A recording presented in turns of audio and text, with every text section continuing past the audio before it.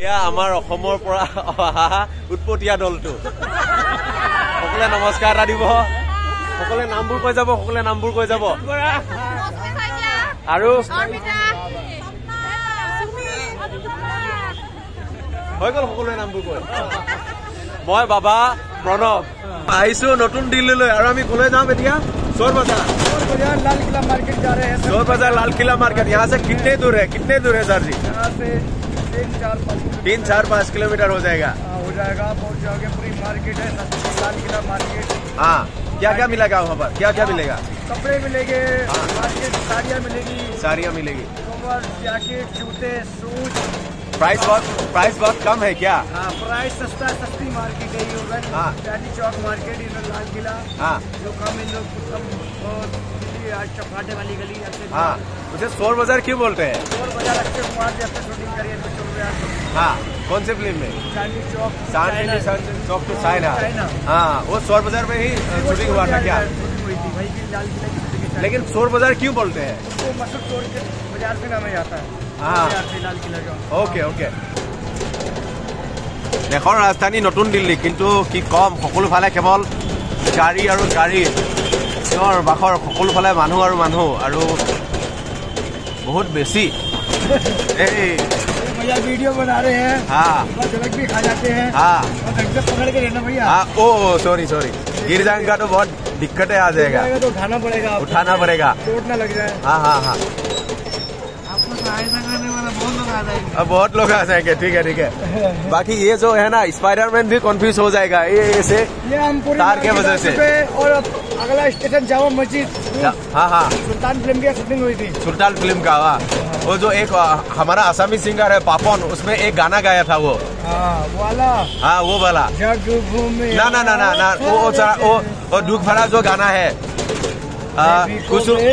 नहीं कुछ रिश्तों का ऐसे नमक हाँ वो गाना हमारे पापन गाया था असम का है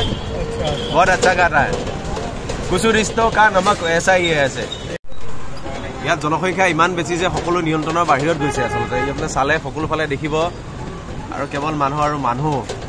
আৰু ইমান কম ঠাইত বহুত বেছি মানুহ যেতিয়া হয় তেতিয়াহলে লেতেৰা হোৱাটো স্বাভাৱিক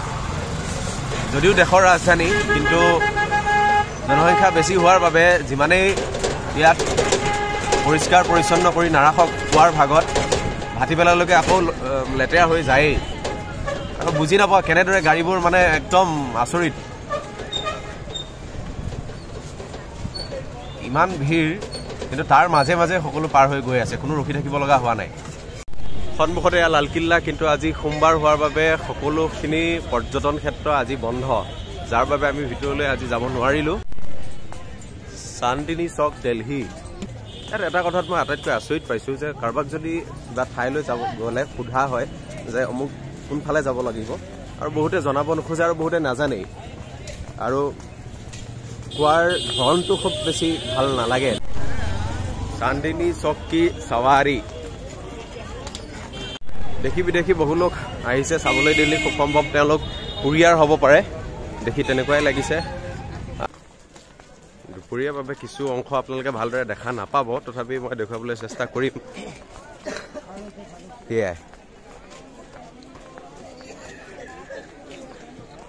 সকলোখিনি উপলব্ধ ইয়াত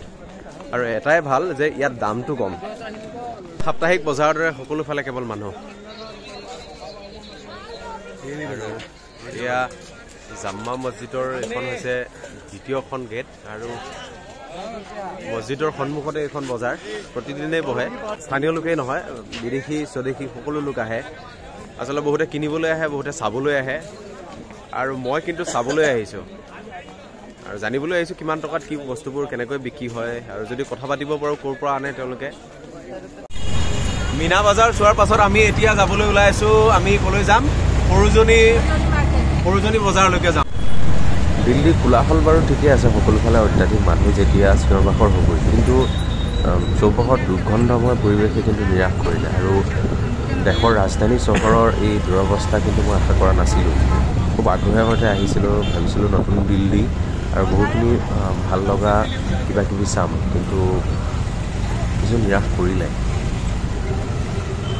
বহু সময় ধৰি ঘূৰি ফুৰি ভাগৰ লগাত ভাবিলোঁ পদপথত প্ৰস্তুত কৰা চুলে কুলচে খাই চাওঁ আৰু দেখি ভালেই লাগিল বাৰু আৰু চাওঁচোন কেনেধৰণৰ সোৱাদ হয়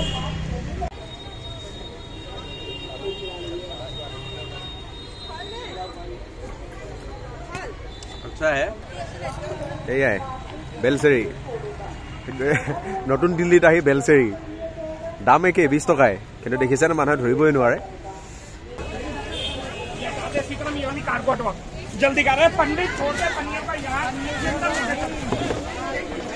সকলোফালে চিঞৰ বাখৰ লাগি যোৱাত আচৰিত হ'লোঁ অলপ পাছতহে সুধি পুছি গম পালোঁ যে মিউনিচিপালিটি যেতিয়া পুলিচৰ গাড়ী সকলোফালে আহে বজাৰত তেতিয়া দোকানৰ বাহিৰত নিজৰ দোকানৰ বাহিৰত আহি যিসকলে দোকান লগায় তেওঁলোকৰ দোকানসমূহৰ সকলো সামগ্ৰী পুলিচে জব্দ কৰি লৈ যায়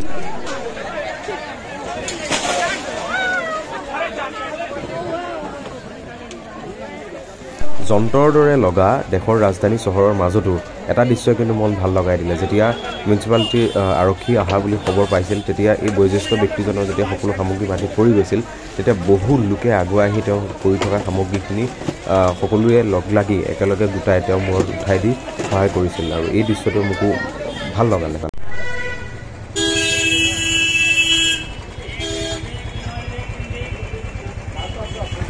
দিল্লীত এখন অসমীয়া আৰু বঙালী খাদ্য পোৱা হোটেল তেওঁ যোৰহাটৰ এয়াৰপৰ্টত চাকৰি কৰিছিলে আৰু তাৰ পাছত তেওঁ ইয়াত আহি অসমীয়া আৰু বেংগলী এখন হোটেল খুলি ল'লে আৰু খাদ্য খালোঁ সোৱাদ বাৰু ইমান নাপাম কিয়নো অসমীয়া খাদ্য সোৱাদ অসমত হয়তো পোৱা যাব দিল্লীত আৰু আমাৰ অসমীয়া লোকে যদি ইয়াত বনাই দিলেহেঁতেন তেনেহ'লে সোৱাদটো পালোঁহেঁতেন তেনেকৈ কিন্তু তেওঁলোকৰ হাতৰ পৰা আমাৰ অসমীয়া সোৱাদ কেনেকৈ পাম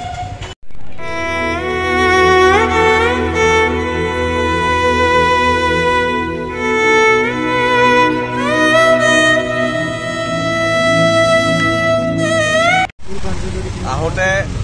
ৰেপিড' বুক কৰিছিলোঁ ৰেপিড'ত হৈছিলে 45 টকা কিন্তু 45.0 দেখি পেলাই তেওঁ মোক কৈছিলে যে 450 টকা হৈছে আৰু লগৰ দুজন আহিল চাগে কাৰণেহে চাগে নহ'লে 450 টকা দিব লগা হ'লহেঁতেন আৰু এতিয়া আমি ইণ্ডিয়া গেট চালোঁ ইণ্ডিয়া গেট চাই পুনৰ গৈ আছোঁ নিজৰ কোঠালৈ য'ত আমি আছিলোঁ আৰু এতিয়া আমি এখন অটো বুক কৰি লৈছোঁ 130 টকাত গৈ আছোঁ যথেষ্ট গাড়ী মটৰ ভিৰ সকলোফালে কেৱল গাড়ী আৰু বৰ বেছি সন্তোষ মই পোৱা নাই এনেকুৱা ধৰণৰ পৰিৱেশত পাহাৰৰ ঠাইবোৰ ঘূৰিলে এনেকুৱা হয় 10-20 কিলোমিটাৰলৈকে কেৱল 2-এজন মানুহ আৰু ইয়াত এনেকুৱা হয় মানে প্ৰতি কিলোমিটাৰ 2 কিলোমিটাৰ যাবলৈ আপোনাক 20-25 মিনিটৰ অধিক সময় লাগে এয়াই দিল্লী ৱালো কা চহৰ এনেকুৱাই দিল্লী